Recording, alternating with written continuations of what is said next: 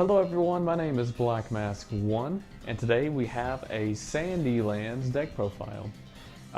It's pretty ironic because someone in our comments section had actually said they hoped we did one, and we were actually, we had actually just finished. I guess by the time that we get this shipped out, we would have already finished this video, so I just thought it was kind of neat that someone had requested it since we had actually done it. So. Anyway though, something I want to kind of go ahead and say, the SandyLands deck is probably one of my personal favorites, other than of course my corn deck. But it's just a very unique deck because it utilizes these paratrooper type monsters, and it basically keeps your opponent from being able to use a landscape. And that can be good or bad depending on how the game kind of goes out. But all around though, I think it's a very fun deck to play as. You can really stall your opponent. This deck to me is one of the, I guess, biggest stall decks around. Simply because its monsters have a pretty decent bulk and you can easily ship them out and then summon them back to your hand. And then you can just play them on the next turn so they'll have full health. But anyway, I'll go ahead and start out with doing the monsters first, and then we'll worry about the spells and buildings. But now, something I will say, everyone, this is really a mash pit of monsters that we kind of just, I may have first made the deck, but through kind of just playing the game, me and my friends have kind of tried to determine what cards work and what cards really don't. So it just kind of depends on, I guess it would really depend on how you guys would want to play it, if you guys want to try and copy this deck. It's just to your own personal, it's however you guys want to play it as. Do you want to be more stalling, or do you want to just try and find your paratroopers as soon as possible and chunk them on the map, But anyway, so just forewarned, these are some pretty mashed pit monsters. But I start out with having 2 green snakies. And it's a good card, it's good cheap, and once it dies, whatever monster kill it, it deals 1 damage to it, So just a little, a good weak starting out monster, Not like weak, but I mean, I guess it is weak, but it is, a good low cost monster, I should say. Next one is Sailing Sand Crab. And this is a good card because whenever you play them, you can play a 1 cost creature for free. So that's always a good thing. If you have 2 of these in your hand, you can chunk them both on the map and have 2 monsters easily. So, and still be able to use a third, because Sailing Sand Crab 1 would summon Sailing Sand Crab 2, and then you can then just throw down another, 1 costing creature, like maybe a green snaky. So it's a unique monster, and I always try to run this in any, Sandyland deck that I make. Now I'm using 3 Beached Mummies, and it's a good card. I do like it how you can cause monsters to be returned back to the hand, whether or not it's yours or your opponent's. So I do like that about it. But other than that, whether or not you just want to run 2, that's really up to you. I've always thought about maybe shifting 1 down to only having 2 in 1 hand instead of 3. But currently it hasn't really been a problem, so just something to think about. Our first rainbow monster is Miss Mummy. A very good, interesting card because if you choose to return it back to your hand, you can give something an extra defense. So that's all, and it's also stackable. So I've always said that was one of the most broken cards because I know Riddler had fought me with this deck before, and he had completely stalled me because none of my creatures could kill this thing in 1 turn. So he would just return it back to the hand and give one of his other monsters just an extra defense. So it was a lot of problem for me. But I would definitely run as many Miss Mummies as you can. Another creature we have is Jinxed Paratrooper. Now I'm running 2 of the. I've tried to run as many paratroopers as I can, at least 2 of each. But of course, I haven't gotten 2 of all of them, unfortunately. But anyway, each of the paratroopers kind of do a different thing to your opponent because whenever you play them, they go to your opponent's side of the field.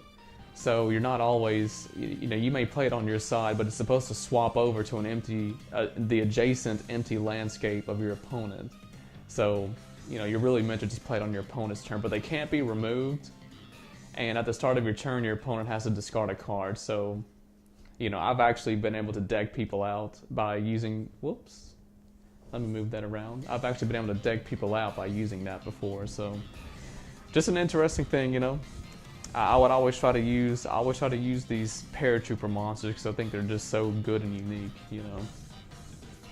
But anyway, our next one we have Static Paratrooper, and it's just like the other one. Whenever you play it, it goes to your opponent's landscape, and your opponent actually takes 1 damage every turn. So if you play this at the beginning of the turn, I mean at the beginning of the match, no matter what, your opponent only has 25 turns left, you know, if you can of course defend yourself. So, you know, it puts more of a time limit, I guess, on the game, since, you know, no matter what, if you just stall your opponent, you can eventually win. And the last dual or multiple type cards we have is Repealing Rock Crab.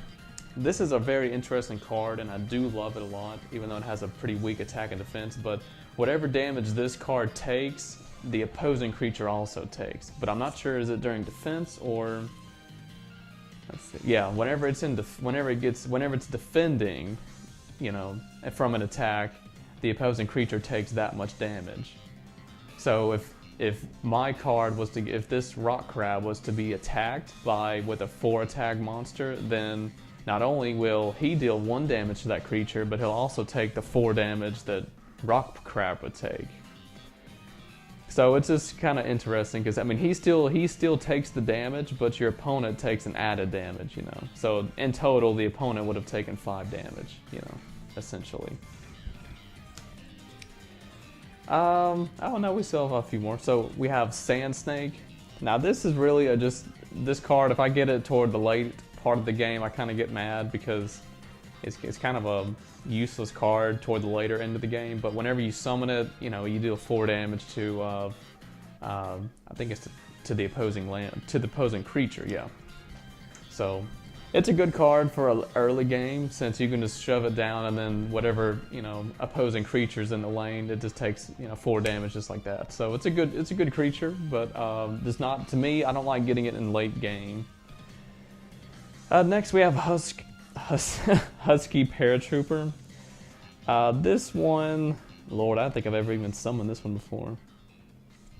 Whenever this one gets summoned, basically the landscape gets flipped. So your opponent only has, you know, 30 of a landscape after that. This would really hurt people that play with the Prismo deck, simply because they would no longer have a landscape anymore. It would just be, you know, flipped face down. But other than that, I don't actually think I've ever used it, to be honest, guys. I've never actually, you know, been able to get it. But I'm not a huge fan of it. That's why I only have 1, but I'd probably only keep it at 1 as well, just simply because, you know, no matter what, I mean, he can't be replaced, but you're going to be taking 2 damage, you know, every turn. So, yeah, your opponent loses a landscape, but still, you're going to be taking damage. So I don't like those. And this is another interesting one. I do like using it whenever I can. It's the Dragoon Paratrooper. And whenever it's summoned, just like any other paratrooper, it goes to your opponent's landscape. And then your opponent, wherever you placed it, the adjacent creatures have 1 less attack. So, you know, just an interesting card. You know, I do like that one a lot as well. But like I said, I do like most of the paratroopers except for the Husky Paratrooper. It's just not that good of a card to me. But with that being out of the way, I think that's all of our paratroopers. So let's get back to the actual SandyLand creatures. We have the Wall of Sand. It's a good card. I mean, I'm fine with it. I love how strong it is, but unlike the other wall creature cards, it costs 2. You know, that's the only downside to it to me. And its ability isn't that great, since whenever you summon monsters, it gains 2+ attack. So, you know, I'm not too big of a fan of this card, because it depends on if you can continue to place down monsters. And with this deck, I know a lot of people would probably think that, yeah, a lot of the SandyLand creatures, you do have to return them back to the hand and replay them. But I don't know. I mean, I only use this card really if I don't have any cards in my hand and I just need to wall, you know, my opponent. Next thing, we have Lifeguard Lobster. Sorry. I was reading that card way wrong. Anyway, it's a good, strong monster, you know. Its ability lets you heal, so, you know, just something like that, I guess. That actually came from the dang it, it's not the teamwork deck. It's the doubles tournament pack. I think Charlie actually used that one. But anyway, it's a good card, you know. But I only run one because I only have one. But I'm just not. I liked many of the cards from the doubles tournament. That's where all the, to me, some of the best SandyLands cards came from. But at the same time, though, the older ones seem to be a bit more consistent, I guess, if that makes sense. But anyway, next we have Shifty Sand Crab, another good cheap monster. You can shift this creature with another creature whenever you place it down. So if I ever need a creature to actually live, I normally will typically shift it around, you know. So if I play Shifty Sand Crab in an empty lane, then typically, and my opponent doesn't have a creature in his lane also, I'll normally shift him with a creature that's about to die.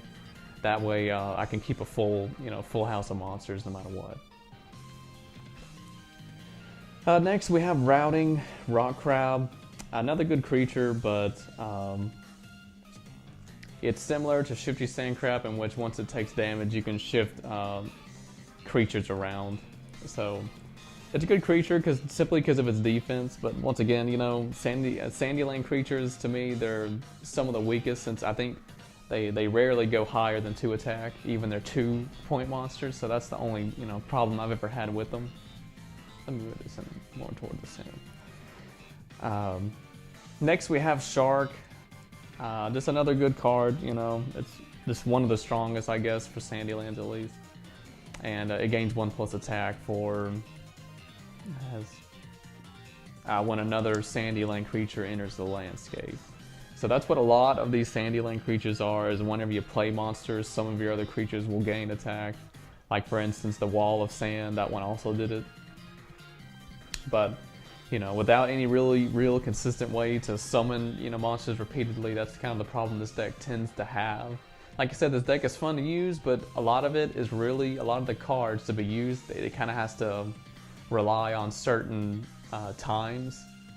You know, so if it's not the correct time to place down a monster, it probably won't survive too well.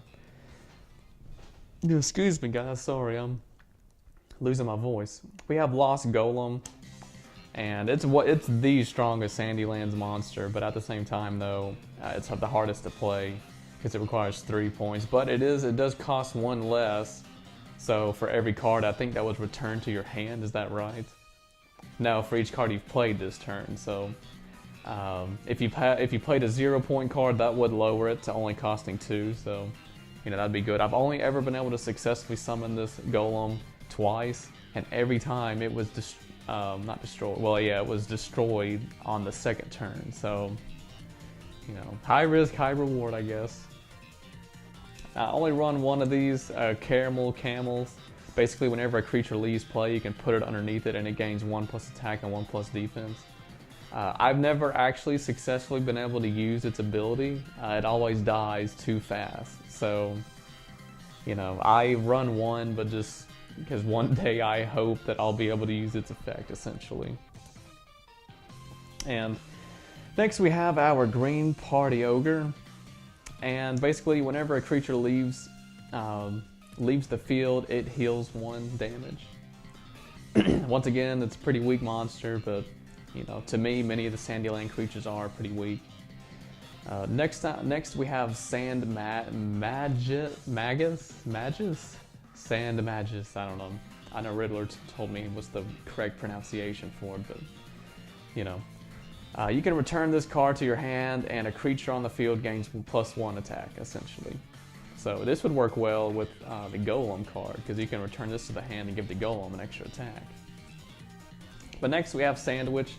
And Sandwich's ability, for every time you play a monster, you get to deal 1 damage to target opponent. So, and Sandwich actually counts, so I could play Sandwich down and just deal instantly 1 damage to the opponent. Next we have Golden Axe Stomp. And basically, whenever your opponent draws a card, they lose they take 1 damage. So, good card to me. Next, we have Grand Mummy. At the start of your turn, you can return this card to your hand. Normally, Sand Mummy is really a one-trick pony. Once I play it down and attack, normally it dies. So I never can actually return it to the hand. But there are those rare occasions. Next, we got Fummy. Basically, you floop it and you gain an action. I would run more of these because that's, the ability to gain actions without costing anything is truly one of the most, best ways to win at the game. But like I said, I've only ever been able to get one. Then we got Timmy Magic Hands, and that's to take care of blue plane creatures. I just threw this in to annoy Riddler. And then the last one, of course, we have Hunclops, and it's just a really strong card. I needed some more stronger, heavy hitters in this deck, and those are what those are for. Alright, now we're on to the spells. Now, quick pick me up, that's a unique card. Basically, you return a monster to your hand and gain that many, actions. So if I was to return the Golem, I would gain 3 actions, but if you subtract the one that you use, you'd really only be gaining 2. So I've only used this card, I think twice my whole time I've ever had it, but it's rare for me to draw it since I only run 1. So next we have Ring of Damage. I use this to help out the creatures in my deck because a lot of them are so weak. I just use this to kind of give them an extra bonus attack, or an extra, basically, have higher attack, which, duh. Next we have Bailout, and this is just if your monster is about to die, you play this card and you can return it to the hand, but then instantly play it for free. So I've used it a lot to save some of my monsters, so that's a good card. I'd run more if I had more. Tomb of Angst, for every empty landscape you have, you get to draw a card. Good, I do like it. I love this one. I've only been able to get this card on the first turn once, but that was one of the best games I had because I started out by drawing 4 cards on my first turn. So, good, lovely card. Now this card is similar to Bailout, except that you return the creature to your hand and that's it. You don't get to play it for free. I run 2 of those because they're pretty good. And then next, of course, we have Zaza's Magic Beans. This card I have never really liked, but I needed more cards that would help heal. That would help give my monsters more attack, and this is what it is. The only problem is that it gains more attack if you've summoned more monsters on your turn. So, but if you don't summon a lot of creatures on your turn, it does not really matter. And then we'll go ahead and get to the buildings. The buildings, I'm not going to say I like them or not, but some of them have come in, have saved me occasionally. So first thing is Celestial Castle. Always run this card in any deck you play, at least one. I've never hated drawing this card. Only very few times have I just gotten really upset after summoning this one. Next we have Bloodclad Castle. Since the damage per turn that your opponent takes is always upgraded by 1 due to this card's effect, I've always thought that was a unique card, even though it's really confusing many times, but I'm just running 1 just to have more buildings. We have Sand Sphinx. Basically you floop it and you can recover recover a monster from your field and just send it back to your hand. Blood's Fortress, another good card, just gives your creatures 1+ attack. Temple of the Sun. So basically, whenever you play a 1-cost creature, you can just instantly return it back to your hand.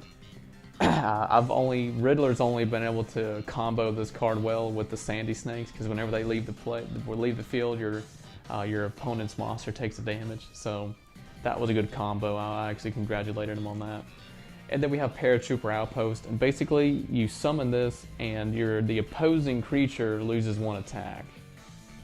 And this card is to be used with the Paratroopers because some of them, whenever you send it to your opponent's side of the field, they typically still have at least 1 attack, so this is to make it so that they have 0. That way you don't have to worry about them, and you still get the added effects. But Anyway, though, that's really it for our little SandyLands deck profile. If you guys have any, comments, leave them down below. I hope you guys enjoyed this kind of setup of how our SandyLands deck is. I've always said a lot of our decks are always constantly being changed to help them, but this is kind of the bulk of it, I know I've fixed this deck at least once to try and make it a bit more consistent, and I think it has finally, gotten to work. As long as we get the paratroopers pretty early on in the game, I feel like you can easily win with this deck. But anyway, though, everyone, if you have any comments, leave them down below. But as always, go ahead and like and subscribe and for more Card Wars content. But anyway, my name is Black Mask 1, and I guess this is Diamond Top Gaming. See you guys next time.